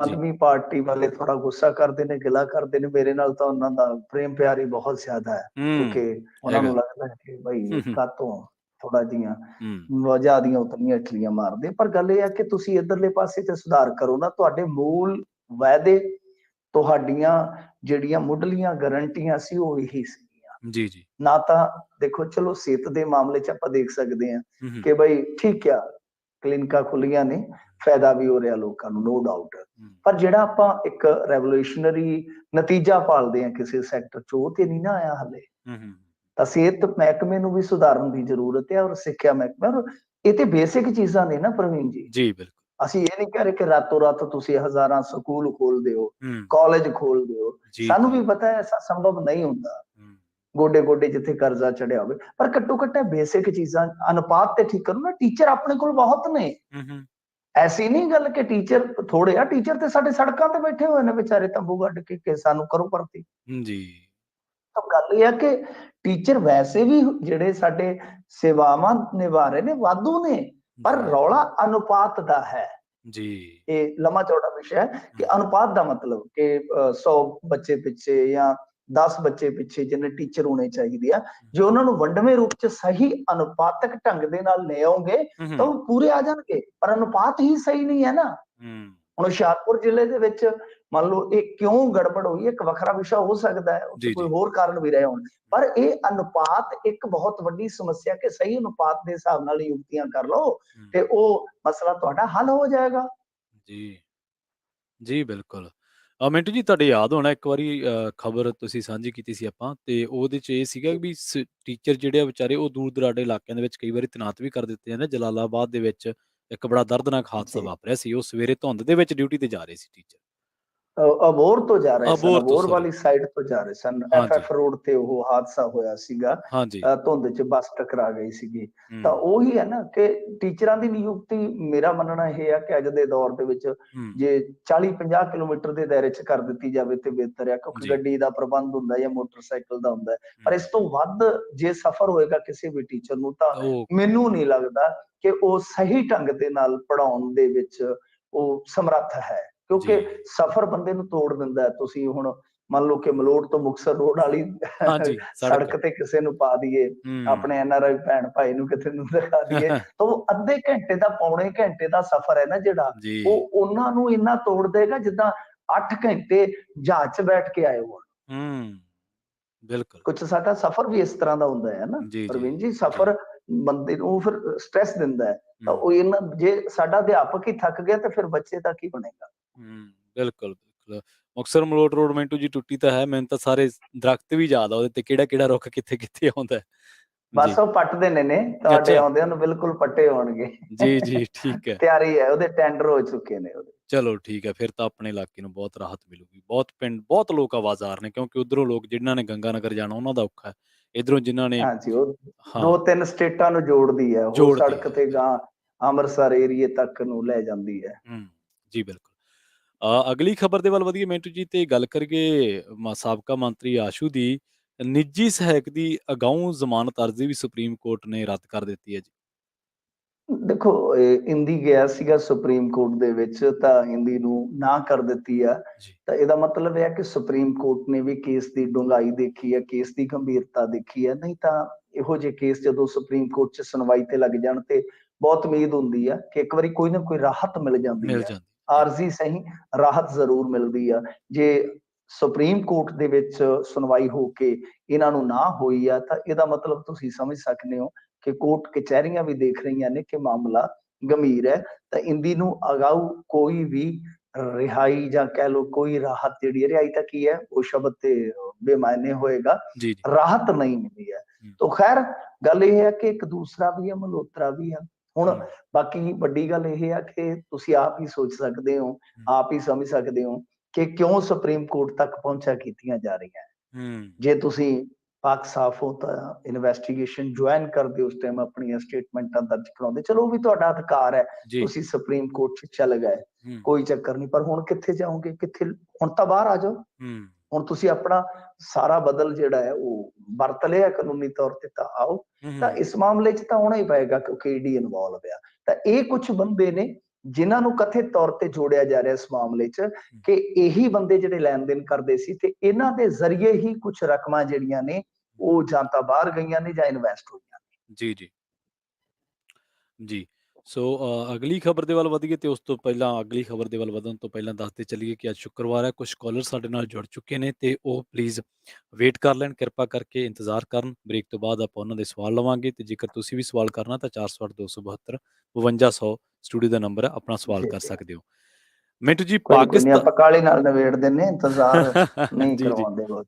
ਜੀ ਜੀ ਅੱਛਾ, ਖੇਡ ਦੀ ਗੱਲ ਕਰੀਏ ਮਿੰਟੂ ਜੀ, ਪਾਕਿਸਤਾਨ ਹੋ ਗਿਆ ਸਿੱਧਾ, ਉਹ ਕਹਿੰਦੇ ਭਾਰਤ ਵਾਲੇ ਜੇ ਨਹੀਂ ਆਉਣਾ ਤਾਂ ਨਾ ਆਉਣ, ਅਸੀਂ ਮੇਜ਼ਬਾਨੀ ਨਹੀਂ ਛੱਡਦੇ। ਵੇਖੋ ਜਿੱਦਾਂ ਨਾ ਏਸ਼ੀਆ ਦਾ ਕ੍ਰਿਕਟ ਕੌਂਸਲ ਆ, ਜੀ ਉਹ ਜਿਵੇਂ BCCI ਆ ਜਾਂ ICCI ਆ, ਹਾਂਜੀ ICC, ਇਹ ਇਦਾਂ ਹੀ ਆ। ਤਾਂ ਉਹ ਜਿਹੜਾ ਏਸ਼ੀਆ ਦਾ ਕ੍ਰਿਕਟ ਕੌਂਸਲ ਆ, ਉਹਦੇ ਵਿੱਚ ਕੀ ਹੈ ਕਿ ਏਸ਼ੀਆ ਕੱਪ ਹੁੰਦਾ ਹੈ। ਹੂੰ ਤੁਸੀਂ ਆ ਦੇਖਿਆ ਨਾ 2020 ਏਸ਼ੀਆ ਕੱਪ ਹੋਇਆ ਵਾ। ਹਾਂਜੀ ਹਾਂਜੀ ਤਾਂ ਹੁਣ ਜੇ ਤੁਸੀਂ ਦੇਖੋਗੇ ਇਸ ਮਾਮਲੇ ਦੇ ਵਿੱਚ, ਹੂੰ ਇਹ ਆ 50-50 ਵਾਲਾ ਏਸ਼ੀਆ ਕੱਪ। ਇਹ ਹੋਣਾ ਵਰਲਡ ਕੱਪ ਤੋਂ ਐਨ ਪਹਿਲਾਂ। ਜੀ ਵਰਲਡ ਕੱਪ ਹੋਏਗਾ 2023 ਦੇ ਵਿੱਚ। ਜੀ ਇਹ ਜਾਨੀ ਲਾ ਲਓ ਅਗਸਤ ਸਤੰਬਰ ਦੇ ਵਿੱਚ ਸ਼ਡਿਊਲਡ ਹੈ ਇਹ। ਠੀਕ ਹੈ ਤਾਂ ਗੱਲ ਇਹ ਆ ਕਿ ਹੁਣ ਪਾਕਿਸਤਾਨ ਨੂੰ ਮੇਜ਼ਬਾਨੀ ਮਿਲੀ ਹੈ। ਪਾਕਿਸਤਾਨ ਕਹਿੰਦਾ ਕਿ ਦੇਖੋ ਅਸੀਂ ਭੀਖ 'ਚ ਮੇਜ਼ਬਾਨੀ ਨਹੀਂ ਲਈ, ਹੂੰ ਤੁਹਾਨੂੰ ਆਉਣਾ ਪਵੇਗਾ। ਇੰਡੀਆ ਵਾਲੇ ਕੀ ਕਹਿ ਰਹੇ? ਇੰਡੀਆ ਵਾਲੇ ਕਹਿ ਰਹੇ ਨੇ, ਇੰਡੀਆ ਦੇ ਪਲੇਅਰ ਨੇ, ਹੂੰ ਜੈਂਤ ਸ਼ਾਹ ਹੋਰੀ, ਹਾਂਜੀ ਉਹਨਾਂ ਹਾਂਜੀ ਦਾ ਮੰਨਣਾ ਹੈ ਕਿ ਦੇਖੋ ਅਸੀਂ ਸਿਕਿਉਰਿਟੀ ਰੀਜ਼ਨ ਕਰਕੇ ਅਸੀਂ ਉੱਥੇ ਜਾ ਨਹੀਂ ਸਕਦੇ, ਹੂੰ ਇਹ ਨਿਊਟਰਲ ਵੈਨਿਊ ਤੇ ਚਲਾ ਜਾਵੇ। ਮਤਲਬ ਕਿ ਜਾਂ ਤੈਨੂੰ ਸ਼੍ਰੀਲੰਕਾ ਹੋਸਟ ਕਰ ਲਵੇ, ਹੂੰ ਬੰਗਲਾਦੇਸ਼ ਹੋਸਟ ਕਰ ਲਵੇ ਜਾਂ UAE, ਮਤਲਬ ਕਿ ਆਪਾਂ ਦੇਖਦੇ ਹਾਂ ਨਿਊਟਰਲ ਵੈਨਿਊ, ਕਿ ਹੂੰ ਉੱਥੇ ਹੋਸਟ ਹੋ ਜਾਵੇ ਤਾਂ ਅਸੀਂ ਖੇਡ ਲਵਾਂਗੇ।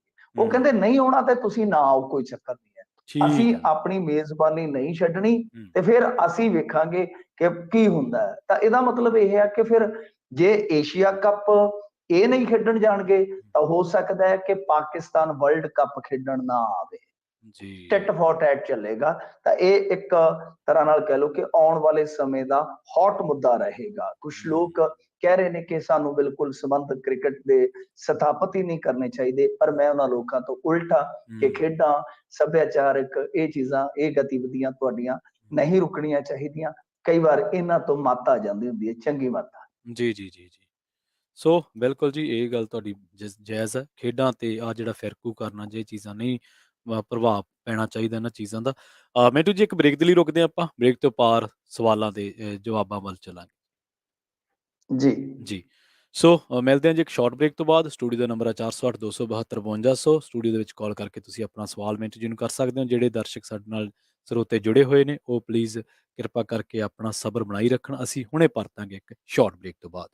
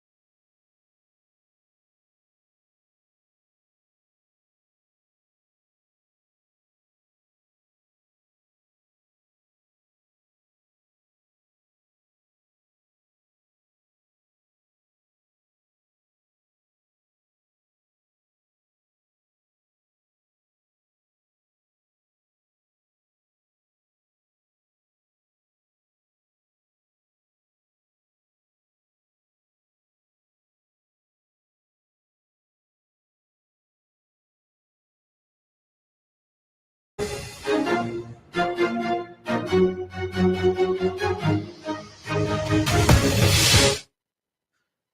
ਤੋਂ ਬਾਅਦ ਇੱਕ ਵਾਰ ਮੁੜ ਤੋਂ ਤੁਹਾਡਾ ਸਾਰਿਆਂ ਦਾ ਸਵਾਗਤ ਹੈ ਪ੍ਰੋਗਰਾਮ ਖਬਰ ਤੇ ਨਜ਼ਰ ਦੇ ਵਿੱਚ। ਤੁਸੀਂ ਜੁੜੇ ਹੋਏ ਹੋ ਪੰਜਾਬੀ ਰੇਡੀਓ USA ਦੇ ਨਾਲ ਤੇ ਮੈਂ ਹਾਂ ਪ੍ਰਵੀਨ ਸ਼ਰਮਾ।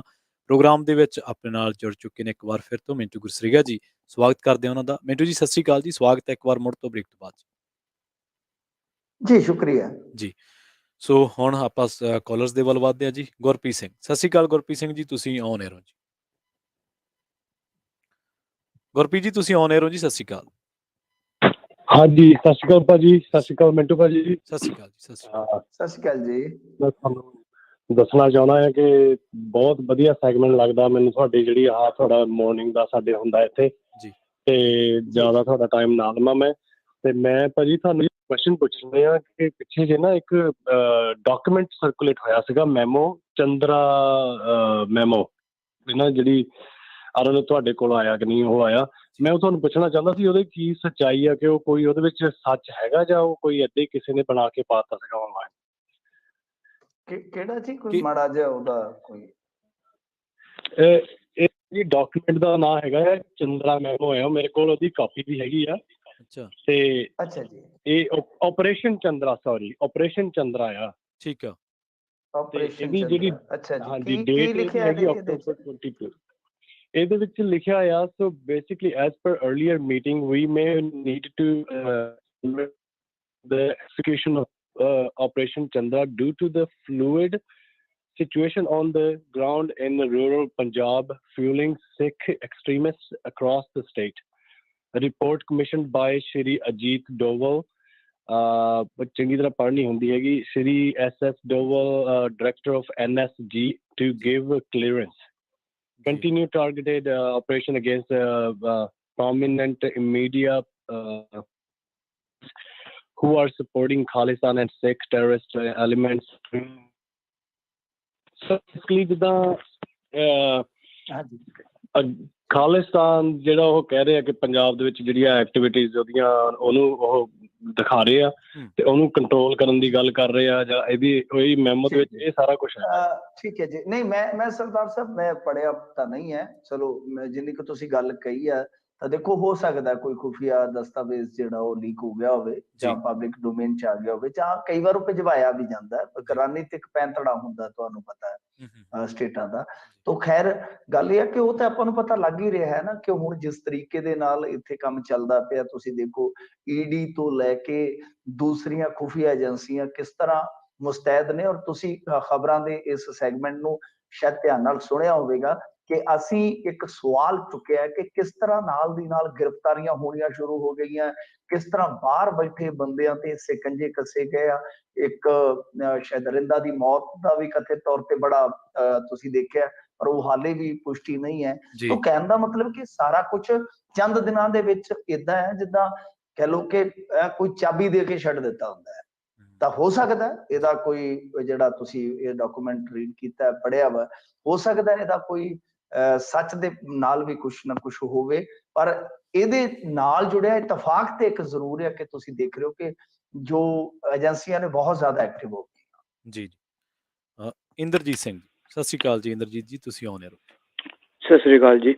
ਮਿੰਟੂ ਸਾਹਿਬ ਜੀ ਮੇਰਾ ਕੁਐਸਚਨ ਸੀ ਵੀ ਜਿਵੇਂ ਅੰਮ੍ਰਿਤਪਾਲ ਸਿੰਘ ਪੰਜਾਬ ਦੇ ਵਿੱਚ ਕਾਫੀ ਸਰਗਰਮ ਨੇ ਅੰਮ੍ਰਿਤ ਛਕਾਉਣ ਨੂੰ ਬੰਦਿਆਂ ਨੂੰ ਚੰਗੇ ਪਾਸੇ ਲਿਆਉਣ ਨੂੰ, ਕੀ ਇਹਨਾਂ ਦਾ ਕੋਈ ਮਿਸ਼ਨ ਜਿਹੜੀ ਆਪਣੀਆਂ ਜੜ੍ਹਾਂ ਨੂੰ ਤੇਲ ਦੇ ਰਹੇ ਨੇ ਜਥੇਦਾਰ ਹੋਏ ਚਾਹੇ ਪਟਨਾ ਸਾਹਿਬ ਦੇ ਹੋਏ ਜੋ ਇਹ ਜਿਹੜੇ ਵਿਵਾਦ ਹੋ ਰਹੇ ਨੇ ਹੈਡ ਸਿਰੇ ਜਾ ਕੇ ਜਿਨ੍ਹਾਂ ਦਾ ਕਾਫੀ ਅਸਰ ਥੱਲੇ ਆਪਣੀ ਕੌਮ ਤੇ ਪੈ ਰਿਹਾ ਹੈ, ਕਿ ਇਹਨਾਂ ਦਾ ਵਿਚਾਰ ਕਦੇ ਉਸ ਸੁਧਾਰ ਵੱਲ ਵੀ ਜਾਊਗਾ? ਉਹ ਜੜ੍ਹਾਂ ਨੂੰ ਕਿਉਂ ਨਹੀਂ ਫੜ ਰਹੇ? ਇਹ ਛੋਟੇ ਕੰਮ ਕਰ ਰਹੇ ਨੇ ਪਰ ਇਹ ਜਿਹੜਾ ਅਸਲੀ ਕੰਮ ਜਿਹੜਾ ਅਸਲੀ ਖਲਾਰਾ ਪਿਆ ਹੋਇਆ ਹੈ ਇਹਨਾਂ ਦਾ ਕੀ ਧਿਆਨ ਕਦੀ ਉਸ ਪਾਸੇ ਵੀ ਦਿਵਾਓਗੇ ਤੁਸੀਂ ਪਏ ਜੇ ਪੱਤਰਕਾਰ ਜਾਂ ਕੋਈ ਗਰੁੱਪ ਕੋਈ ਏਦਾਂ ਦਾ ਵੀ ਉਧਰ ਵੀ ਜਾਓ ਵੀ ਜਿਹੜੇ ਰੌਲੇ ਪੈ ਰਹੇ ਨੇ ਜਿੱਥੋਂ ਕੌਮ ਨੂੰ ਸੇਧ ਮਿਲਣੀ ਹੈ ਉੱਥੇ ਬਹੁਤ ਖਲਾਰਾ ਪਿਆ ਹੈ, ਉਹਦਾ ਸੁਧਾਰ ਕਰਨ ਦਾ ਕੋਈ ਵਿਚਾਰ ਹੈ ਇਹਨਾਂ ਦਾ? ਠੀਕ ਹੈ ਜੀ। ਇਹਦੇ ਬਾਰੇ ਵਿਚਾਰ ਨਹੀਂ ਦੇਖੋ ਸਾਡੀ ਰਸਾਈ ਨਹੀਂ ਹੈਗੀ ਉਹਨਾਂ ਤੱਕ ਕਿ ਅਸੀਂ ਕੋਈ ਗੱਲਬਾਤ ਕਰੀਏ ਕਿਉਂਕਿ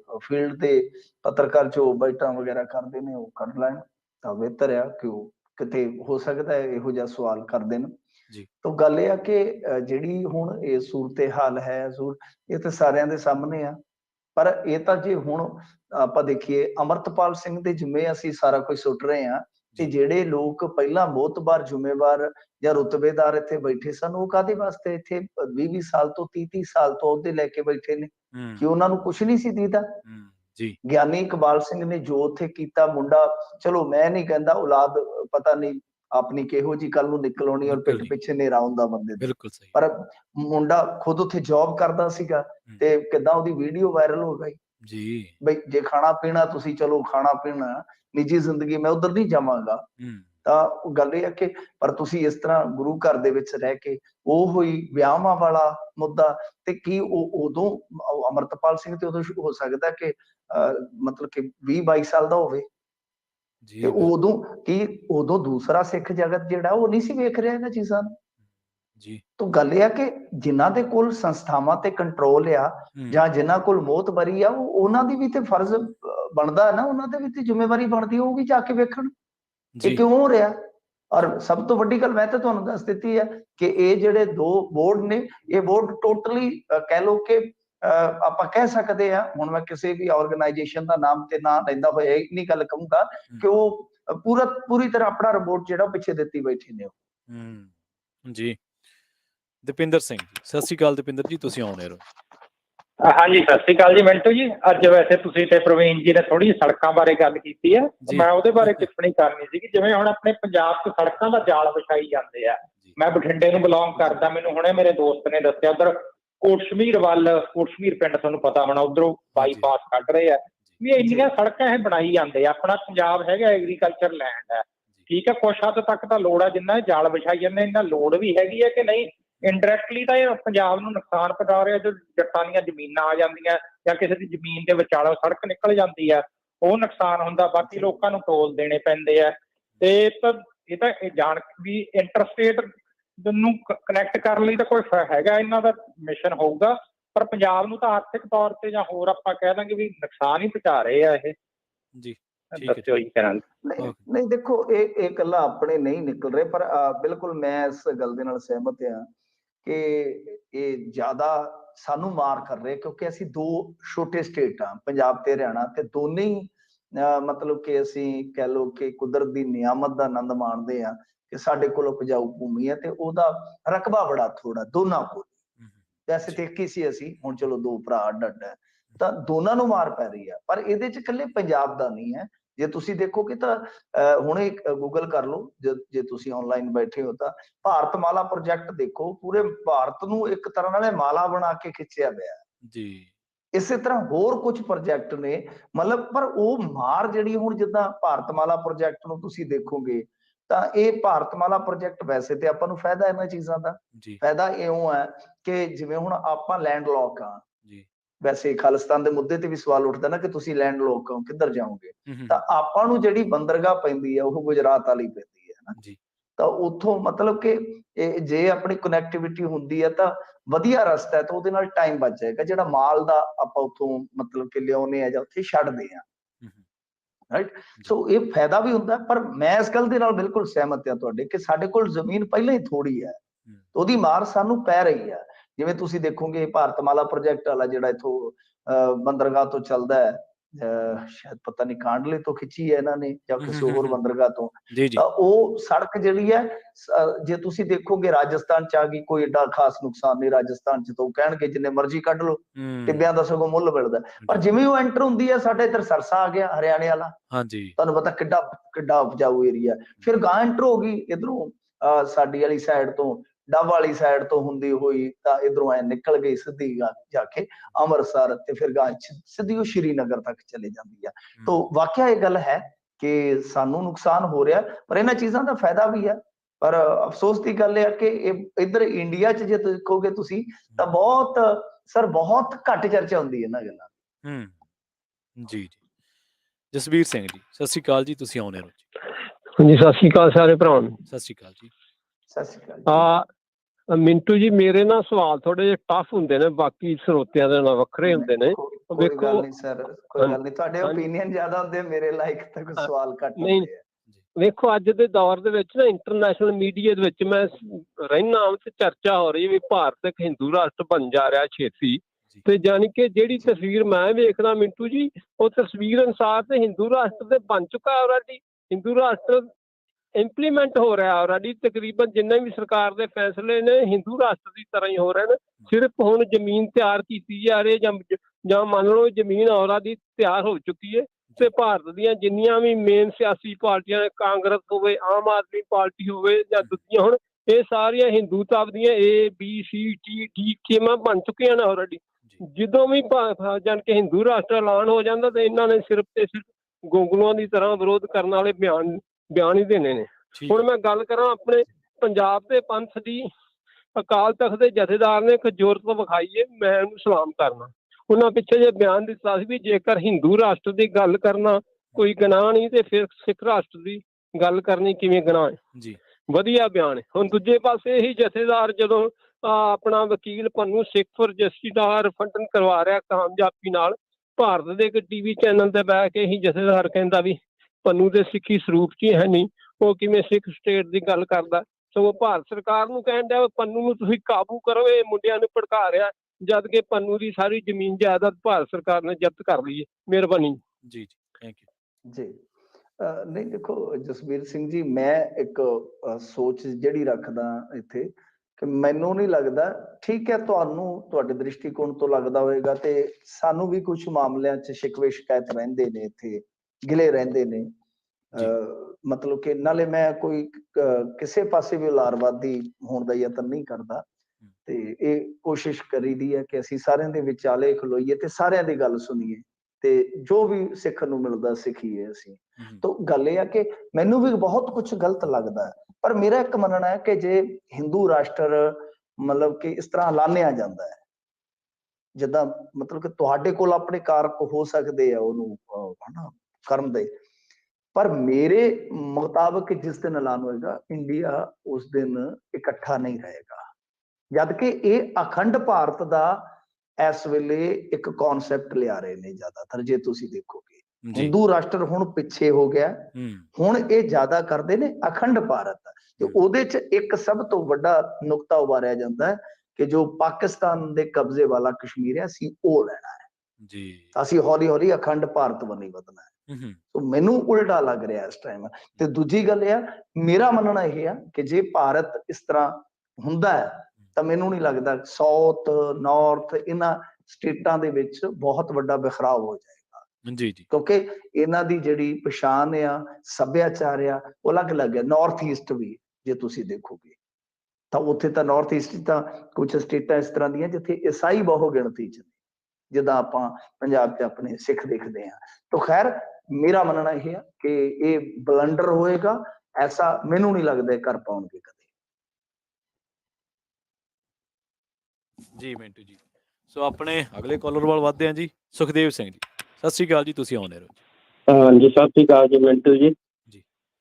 ਜਦੋਂ ਤੁਹਾਡਾ ਉਹ ਸ਼ੈਲੀ ਜਦੋਂ ਤੁਸੀਂ ਡੰਗ ਤੇ ਚੋਪਾਂ ਕਰਨੇ ਬੜੀਆਂ ਚੰਗੀਆਂ ਲੱਗਦੀਆਂ। ਅੱਛਾ ਮੇਰਾ ਇੱਕ ਛੋਟਾ ਜਿਹਾ ਸਵਾਲ ਹੈ ਵੀ ਇਹ ਜਥੇਦਾਰ ਵਾਸਤੇ ਬਸ ਇਹੀ ਰਹਿ ਗਿਆ ਵੀ ਉਹ ਝੂਠੇ ਲਿੰਗਾਂ ਨੂੰ ਉਹਨੂੰ ਸੁੱਚਾ ਕਰਨਾ ਉੱਥੇ, ਤੇ ਉਹਦਾ ਕੋਈ ਹੋਰ ਕੰਮ ਨਹੀਂ, ਇਹਦਾ ਉਹਦਾ ਕੰਮ ਹੀ ਹੈ ਨੀਗਾ। ਮਤਲਬ ਇਸ ਚੀਜ਼ ਦਾ ਆਪਾਂ ਨੂੰ ਪਤਾ ਹੀ ਕਿਹਨੇ ਕਰਵਾਇਆ ਇਹਦਾ, ਉਹਦੀ ਜਿਹੜੀ ਅਨੁਸ਼ਾਸਨੀ ਕਮੇਟੀ ਹੈ ਅਕਾਲੀ ਦਲ ਦੀ, ਉਹਦਾ ਬਣਦਾ ਜੋ ਵੀ ਕੁਛ ਹੈਗਾ। ਇਹਨਾਂ ਦਾ ਗਰਾਊਂਡ ਹੈ ਨਹੀਂ, ਤੇ ਹੁਣ ਇਹ ਤਰਲ ਮੱਛੀ ਹੋਏ ਫਿਰਦੇ ਆ। ਉਹਦੇ ਨਾਲ ਕੀ ਹੋ ਜੂ ਜੀ, ਇਹ ਮਤਲਬ ਬਹੁਤ ਜ਼ਿਆਦਾ ਉਹਨੇ ਘਿਨਾਉਣਾ ਕੰਮ ਕੀਤਾ ਜਥੇਦਾਰ ਨੇ, ਉਹਨੂੰ ਸ਼ਰਮ ਆਉਣੀ ਚਾਹੀਦੀ। ਤੁਹਾਡੇ ਵਿਚਾਰ ਕੀ ਹੈ ਜੀ, ਦੱਸਿਓ। Thank you. ਓਕੇ ਦੇਖੋ ਗੱਲ ਇਹ ਕਿ ਮੈਂ ਤਾਂ ਇਹੋ ਜਿਹਾ ਸ਼ਬਦ ਨਹੀਂ ਇਸਤੇਮਾਲ ਕਰਾਂਗਾ ਕਿਉਂਕਿ ਉਹ ਅਕਾਲ ਤਖਤ ਸਾਹਿਬ ਦੇ ਜਥੇਦਾਰ ਨੇ। ਸੋ ਇਹ ਆ ਕਿ ਜੇ ਉਹ ਪੰਥ 'ਚ ਨਹੀਂ ਵਾਪਸ ਲੈਂਦੇ ਤੇ ਤਾਂ ਵੀ ਕੋਈ ਫਰਕ ਨਹੀਂ ਸੀ ਪੈਣਾ, ਤੇ ਜੇ ਲੈ ਲਿਆ ਮੈਨੂੰ ਨਹੀਂ ਲੱਗਦਾ ਕਿ ਉਹ ਪੰਥ ਵਾਸਤੇ ਸੁੱਚਾ ਸਿੰਘ ਲੰਗਾਹ ਹੁਣ ਬੜਾ ਵੀ ਕੋਈ ਮਾਰਕੇ ਦਾ ਕੰਮ ਕਰ ਦੇਵੇਗਾ। ਇਹ ਸਭ ਕੁਝ ਤੁਹਾਨੂੰ ਪਤਾ ਸਿਆਸਤ ਤੋਂ ਪ੍ਰੇਰਿਤ ਹੁੰਦੀਆਂ ਨੇ ਚੀਜ਼ਾਂ ਬਿਲਕੁਲ। ਤੇ ਇਹ ਹਰਪ੍ਰੀਤ ਸਿੰਘ ਜੀ ਹੋਰਾਂ ਨੇ ਕਿਵੇਂ ਫੈਸਲਾ ਲਿਆ, ਗਿਆਨੀ ਜੀ ਨੇ, ਮੈਨੂੰ ਨਹੀਂ ਪਤਾ, ਕਿਉਂਕਿ ਉਹਦੇ 'ਚ ਅਕਾਲੀ ਉਹ ਵੀ ਕਿਤੇ ਨਾ ਕਿਤੇ ਇਸ ਮਾਮਲੇ 'ਚ ਅਸਹਿਮਤ ਨਜ਼ਰ ਆ ਰਹੇ ਆ, ਤੇ ਭਾਜਪਾ ਵਾਲੇ ਵੀ ਕਿਤੇ ਨਾ ਕਿਤੇ ਕਹਿ ਲਓ ਅਸਹਿਮਤ ਨਜ਼ਰ ਆ ਰਹੇ ਆ। ਉਧਰੋਂ ਗਰੇਵਾਲ ਕਹਿ ਰਿਹਾ ਸੀਗਾ ਕਿ ਗਲਤ ਕੀਤਾ ਜੀ ਜਥੇਦਾਰ ਜੀ ਨੇ, ਤੇ ਉਧਰੋਂ ਵਲਟੋਆ ਸਾਹਿਬ ਵੀ ਸਵਾਲ ਚੁੱਕਦੇ ਸੀ, ਦੱਸੋ ਅਸੀਂ ਕਹੀਏ ਕਿੱਧਰ ਕਿ ਇਹ ਬਾਈ ਕਿਨ ਕਰਵਾਇਆ। ਇਹ ਵੀ ਤਾਂ ਇੱਕ ਵੱਡੀ ਦੁਵਿਧਾ ਪੈਦਾ ਹੋ ਗਈ ਨਾ। ਜੀ ਬਿਲਕੁਲ। ਅਵਤਾਰ ਲਾਲੀ ਜੀ, ਸਤਿ ਸ਼੍ਰੀ ਅਕਾਲ ਜੀ, ਤੁਸੀਂ ਆਉਣੇ ਰਹੋ ਜੀ। ਸਤਿ ਸ੍ਰੀ ਅਕਾਲ ਜੀ, ਸਤਿ ਸ੍ਰੀ ਅਕਾਲ ਮਿੰਟੂ ਸਾਹਿਬ ਜੀ। ਸਤਿ ਸ਼੍ਰੀ ਅਕਾਲ ਸਰ, ਸਤਿ ਸ਼੍ਰੀ ਅਕਾਲ ਜੀ। ਮੈਂ ਪੁੱਛਣਾ ਸੀ ਵੀ ਸਿੱਧੂ ਸਾਹਿਬ ਕਦ ਕਰ ਰਹੇ ਆ ਜੀ ਬਾਹਰੋਂ? ਠੀਕ ਹੈ ਜੀ। ਤੁਸੀਂ ਦੱਸੋ ਕਦੋਂ ਲੈ ਆਈਏ? ਪਹਿਲਾਂ ਹੁਣ ਤੁਹਾਡੇ ਤੇ ਅਮਲਸਰ ਕਰਦਾ ਮਹਾਰਾਜ, ਤਾਂ ਹੀ ਤੁਹਾਨੂੰ ਜੀ ਦੇਖੋ ਸਰ, ਉਹ ਸਿੱਧੂ ਸਾਹਿਬ ਦਾ ਪ੍ਰੋਗਰਾਮ ਤੇ ਹੈ ਵੈਸੇ 26 ਜਨਵਰੀ ਆਉਣ ਦਾ, ਤੇ ਬਾਕੀ ਤੁਹਾਨੂੰ ਪਤਾ ਹੈ ਜੇਲ੍ਹ ਚ ਗਿਆ ਬੰਦਾ ਜਿਹੜਾ ਨਾ, ਉਹ ਕਹਿ ਲਓ ਕਿ ਉਹ ਜਿਹੜੀ ਉਹਨਾਂ ਦੇ ਹੱਥ ਚਾਬੀ ਹੁੰਦੀ ਹੈ ਨਾ, ਉਹਦਾ ਗੁਲਾਮ ਹੁੰਦਾ ਹੈ। ਉਹ ਜਦੋਂ ਜਿੰਦੇ ਨੂੰ ਲੱਗੇਗੀ ਉਦੋਂ ਹੀ। ਤੇ ਲਿਸਟ ਚ ਨਾਂ ਸਿੱਧੂ ਦਾ ਪੈ ਗਿਆ ਕਿ 26 ਜਨਵਰੀ ਚ ਹੋ ਸਕਦਾ ਹੈ ਕਿ ਮਾਫੀ ਪੈ ਜਾਵੇ ਤੇ 26 ਜਨਵਰੀ ਨੂੰ ਰਿਹਾਈ ਹੋ ਜਾਵੇ। ਅਦਰਵਾਈਜ਼ ਨਾ ਵੀ ਹੋਈ ਤਾਂ ਫਿਰ ਮਾਰਚ ਅਪ੍ਰੈਲ ਤੱਕ ਤਾਂ ਫਿਰ ਸਿੱਧੂ ਸਾਹਿਬ ਦੀ ਉਦਾਂ ਹੀ ਰਿਹਾਈ ਬਣ ਜਾਣੀ ਆ। ਪਰ ਰਿਹਾਈ ਦੇ ਨਾਲ ਨਾਲ ਫਿਰ ਪੂਰੀ ਇੱਥੇ ਦਹਿੰਗੜ ਦਹਿੰਗੜ ਹੋਣੀ ਹੈ। ਤੁਸੀਂ ਦੇਖ ਲਿਓ, ਚਾਹੇ ਕਾਂਗਰਸ ਆ ਤੇ ਚਾਹੇ ਸਿਆਸਤ ਆ, ਦਹਿੰਗੜ ਦਹਿੰਗੜ ਪੂਰੀ ਚੱਲ ਜੀ ਵਧੀਆ ਜੀ, ਵਧੀਆ। ਠੀਕ ਹੈ ਜੀ ਅਵਤਾਰ ਜੀ, ਠੀਕ ਹੈ ਜੀ। ਓਕੇ, ਸਤਿ ਸ੍ਰੀ ਅਕਾਲ। ਸਤਿ ਸ਼੍ਰੀ ਅਕਾਲ ਜੀ। ਸੋ ਜੀ, ਜਿੰਨੇ ਵੀ ਸਰੋਤੇ ਸਾਡੇ ਨਾਲ ਜੁੜੇ ਸਾਰਿਆਂ ਦਾ ਬਹੁਤ ਬਹੁਤ ਧੰਨਵਾਦ ਜੀ। ਤੇ ਤੁਸੀਂ ਆਪਣੇ ਸਵਾਲ ਕੀਤੇ। ਮਿੰਟੂ ਜੀ ਤੁਹਾਡਾ ਵੀ ਬਹੁਤ ਬਹੁਤ ਧੰਨਵਾਦ ਜੀ, ਤੁਸੀਂ ਸਾਰੇ ਸਵਾਲਾਂ ਦੇ ਬੜੀ ਸ਼ਲੀਨਤਾ ਨਾਲ ਕੋਈ ਜਵਾਬ ਗੱਲ ਦਿੱਤੇ। ਨਹੀਂ, ਜੇ ਕੋਈ ਕਾਲ ਹੈ ਕੋਈ ਵੇਟਿੰਗ ਚ ਤਾਂ ਲੈ ਲਓ, ਕੋਈ ਗੱਲ ਨਹੀਂ, ਕਾਲਰ ਨਾ ਛੁੱਟੇ, ਆਪਣਾ ਕੋਈ ਨਹੀਂ। ਜੀ ਬਿਲਕੁਲ, ਕਾਲਰ ਵੀ ਤਕਰੀਬਨ ਆਪਣੇ ਸਾਰੇ ਭੁਗਤ ਗਏ ਆ ਜੀ। ਤੇ ਡਨ ਹੋ ਗਿਆ, ਚਲੋ ਜਾਂਦੇ ਜਾਂਦੇ ਚਲੋ ਮਾੜਾ ਮੋਟਾ ਹਾਸਾ ਠੱਠਾ ਸਿੱਧੂ ਸਾਹਿਬ ਦੇ ਨਾਂ ਤੇ ਹੋ ਗਿਆ, ਨਹੀਂ ਤਾਂ ਬੰਦਾ ਮੋਸਟਲੀ ਗੰਭੀਰ ਰਹਿੰਦਾ, ਖਬਰਾਂ ਦੀ ਦੁਨੀਆ। ਦੇਖੋ ਨਹੀਂ ਗੰਭੀਰ, ਇਹ ਪੰਜਾਬੀ ਰੇਡੀਓ US ਵਾਲਿਆਂ ਨਾਲ ਬੜਾ ਪੁਰਾਣਾ ਨਾਤਾ ਮੇਰਾ, ਮੈਂ ਸਾਰਿਆਂ ਨੂੰ ਜਾਣਦਾ। ਹੋ ਵੀ ਜਾਂਦੀ ਹੈ ਨਾ ਕਈ ਵਾਰ ਸ਼ਬਦਾਂ ਦੀ ਕੋਈ ਮਾੜੀ ਮੋਟੀ ਕੁੜੱਤਨ ਵੀ ਆ ਜਾਵੇ ਤੇ ਫਿਰ ਖੁਸ਼ਗਵਾਰ ਮਾਹੌਲ ਚ ਵਿਛੜੀਦਾ ਹੈ। ਤਾਂ ਇਹ ਇਸ ਮੰਚ ਦੀ ਖੂਬਸੂਰਤੀ ਕਹਿ ਲਓ ਜਾਂ ਇਸ ਮੰਚ ਦੀ ਇੱਕ ਵਿਲੱਖਣਤਾ ਕਹਿ ਲਓ ਕਿ ਕਿਤੇ ਹੁੰਦੀ ਵੀ ਆ, ਉੱਤੇ ਹੇਠ ਵੀ ਹੋ ਜਾਵੇ। ਲੰਬਾ ਸਫ਼ਰ ਹੋ ਗਿਆ ਹੁਣ ਤੇ ਫਿਰ ਉਹ ਜਿਹੜੀ ਮਤਲਬ ਕਿ ਵਧਾਈ ਹੁੰਦੀ ਉਹ ਖੁਸ਼ਗਵਾਰ ਮਾਹੌਲ ਚ ਹੁੰਦੀ ਹੈ ਕਿ ਯਾਰ ਠੀਕ ਹੈ, ਸਭ ਕੁਝ ਠੀਕ ਹੈ। ਸੋ ਵਿਚਾਰ ਅਲੱਗ-ਅਲੱਗ ਹੋ ਸਕਦੇ ਆ ਪਰ ਅਸੀਂ ਅਲੱਗ-ਅਲੱਗ ਨਹੀਂ ਹੋ ਸਕਦੇ। ਸਾਰਿਆਂ ਨੂੰ ਸਤਿ ਸ਼੍ਰੀ ਅਕਾਲ। ਸਤਿ ਸ਼੍ਰੀ ਅਕਾਲ ਮਿੰਟੂ ਜੀ। ਸੋ ਪ੍ਰੋਗਰਾਮ ਖਬਰ ਤੇ ਨਜ਼ਰ ਨੂੰ ਆਪਾਂ ਇੱਥੇ ਸਮਾਪਤ ਕਰਾਂਗੇ। ਮਿੰਟੂ ਜੀ ਦਾ ਵੀ ਬਹੁਤ ਬਹੁਤ ਧੰਨਵਾਦ। ਤੇ ਅਗਲਾ ਪ੍ਰੋਗਰਾਮ ਅਪਡੇਟ ਅਮਰੀਕਾ, ਜੁੜੇ ਰਹੋ ਪੰਜਾਬੀ ਰੇਡੀਓ USA ਦੇ ਨਾਲ। ਤੇ ਆਖਿਰ ਦੇ ਵਿੱਚ ਇੱਕ ਵਾਰ ਫਿਰ ਤੋਂ ਤੁਹਾਨੂੰ ਸਭ ਨੂੰ ਪਿਆਰ ਸਤਿਕਾਰ ਸਹਿਤ ਸਤਿ ਸ਼੍ਰੀ ਅਕਾਲ।